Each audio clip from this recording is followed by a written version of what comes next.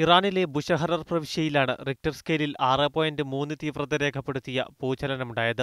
Indian സമയം വൈകിട്ട് 4:00-ഓടെയാണ് ഭൂചലനം. 12 കിലോമീറ്റർ ആഴത്തിലാണ് ഭൂചലനമെന്ന് ഇറാൻ ഭൂകമ്പശാസ്ത്ര പഠന വിഭാഗം അറിയിച്ചു. പ്രവിശ്യയിൽ നിലകൊള്ളുന്ന ആണവ നിലയത്തിന് കേടുകളൊന്നും പറ്റിയിട്ടില്ലെന്നാണ് പ്രാദേശിക സർക്കാർ വൃത്തങ്ങളും റിയാക്ടർ നിർമ്മിച്ച റഷ്യൻ കമ്പനിയും പറഞ്ഞത്. റിയാക്ടറിൽ നിന്ന് ആണവ ചോർച്ചകൾ ഉണ്ടായിട്ടില്ല എന്ന് ഇറാൻ അന്താരാഷ്ട്ര ആണവോർജ്ജ ഏജൻസിയെയും അറിയിച്ചു. ഭൂചലനത്തിൽ ഒരു ഗ്രാമം പൂർണ്ണമായും മറ്റൊരു ഗ്രാമം ഭാഗികമായും തകർന്നു.